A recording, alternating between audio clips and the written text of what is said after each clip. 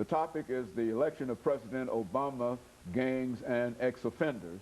And we have with us Reverend Walker, Mr. Britton, and Mr. Greenlee to talk about this. And of course, Mr. Britton, before we had our second commercial break, we promised that we'd give you an opportunity to make some statements in reference to how people that you know who might be or have been involved in gangs that you've had conversations with, what are their attitudes and their impressions in reference to the election of Mr. Obama? Well, for me personally, it was a great experience to be able to be alive and to witness history. This is something that people have told me that would never happen, that I'll never live to see it. Me being 21, I was able to witness it and see it. And so for me, it motivated me. It eliminated every excuse I ever had to not being for what my destiny really is. And as far as for gang members or and any young person I may have came in contact with, and they're excited. They're excited about being able to witness the election of our president. So many of them still take it to the wrong way in certain instances, such as our gang members feel like, you know, now that we got a black president, now I can do what I want to do, instead of letting it motivate them to go on and do something positive, to go on and fulfill their dreams of becoming lawyers, doctors, business owners. And so I think that as time continues to go on, they will understand what kind of mind our president really has. He has told us numerous of times in all the interviews he's done, you know, it ain't about me, it's about the American people. It's about building up families. It's about going out here and chasing your dream and getting it and making whatever you want to do in life, make it happen. And so I think as time continues to go on, our young people will continue to understand what it really means and what this really can help them in their own personal life. Very good. And of course, Mr. Greenlee, what are your impressions in reference to this, from your experience? Let me speak on the ex-offenders.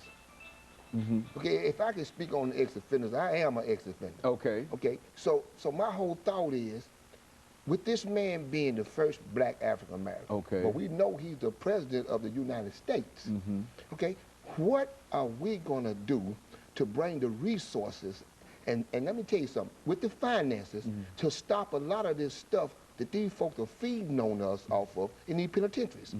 Okay, we need to start the fighting. There are some lawyers and there are some people out there who can take an advantage of what Obama's trying to do, you know, to really help curve this thing of 60% of people locked up all over the United States are black.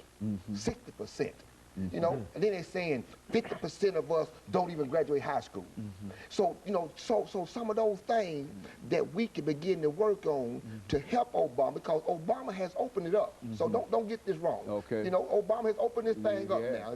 This politics and stuff will never be the same. It's gonna be a different ball game from here on. Now, can he do all this work? No.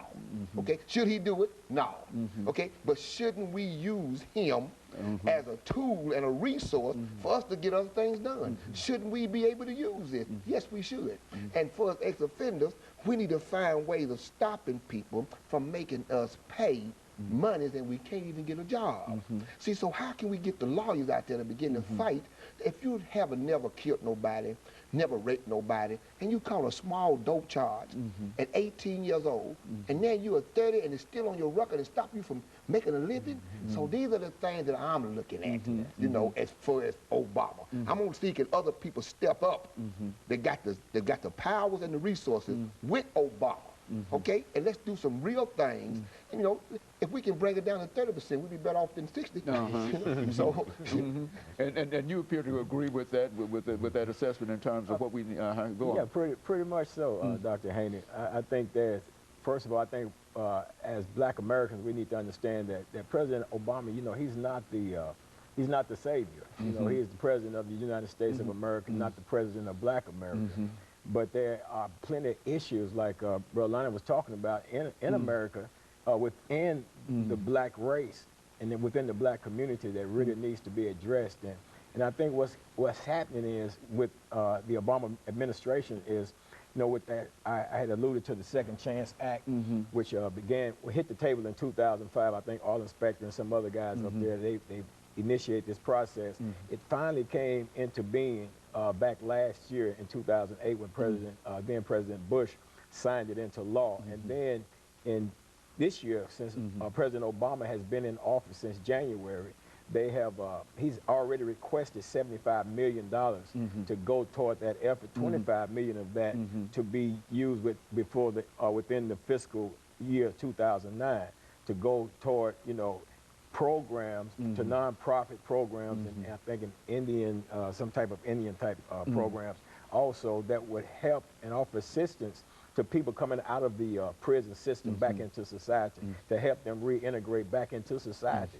Because, you know, right now, you know, we got a massive engine that ain't clicking on all cylinders, you know, and most time when the engine is not clicking on all cylinders, I think the ones that miss it, the funding or the resources the most is the Black American community, the Latino communities, the Hispanic communities, and the like. But the money, please be clear about this, is appropriated for all people that have been incarcerated in the system. You know, and I don't want to make it seem like this is a black-only thing, because it's not. Because the penal system consists of all races, all cultures, all nationalities of people that need the same resources, that need the same assistance in coming out and making that entry back into society.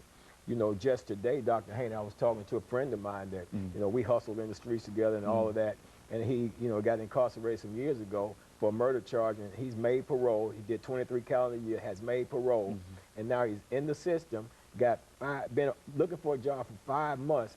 He needs to get on work release, spend 90 days on work release before he can be released back in society. But where's the resources?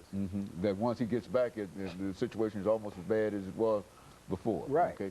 And of course, we're getting ready for our final commercial break, and then we'll come back and we'll give all of you an opportunity to continue our discussion.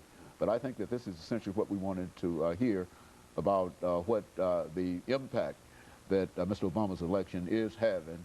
And as we know that certainly this is not the cure-all, but I think that what Britton has said, as well as Lonnie, that there are no more excuses. As a matter of fact, I think that that's kind of general when you talk to people. Absolutely. And the only thing they say is that no more excuses. And I think that that's true.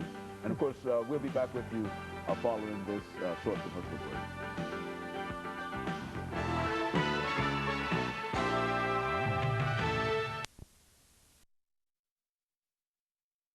The topic